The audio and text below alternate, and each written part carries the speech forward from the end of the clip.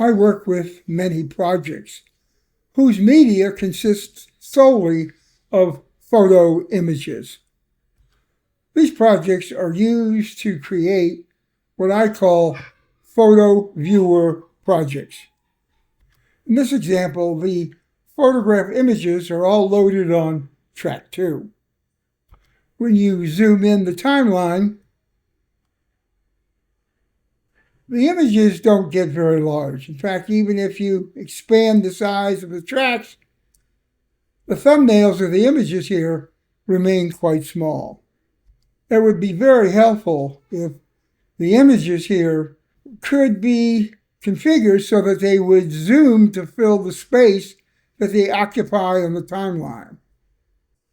For example, let's look at image number 002. Currently, it has a small thumbnail. However, if I was to zoom in quite a bit on the timeline here, and I'm trying to duplicate the approximate width here in the canvas itself, it would be very helpful if the image that's showed here could be a lot larger. For instance, like this. If that was possible, then it would be a lot easier to quickly scroll the timeline to find an image I'm looking for. Scrubbing the timeline itself, although it would change the image in the canvas, does not work as smooth in my opinion. Now, another issue is when those projects are produced, and I've done so here, when you're working in the project, there's a table of contents. The problem with the table of contents is that the thumbnails here are also very small.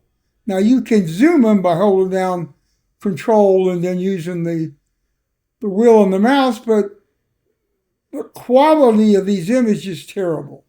It would be very helpful if you could produce the table of contents image in the project at a higher resolution where these things were approximately 2 to 2.5 times the size that they are by default, so that they made a bigger preview here so that when you scroll the table of contents, you could more readily look at the images and pick which one you want.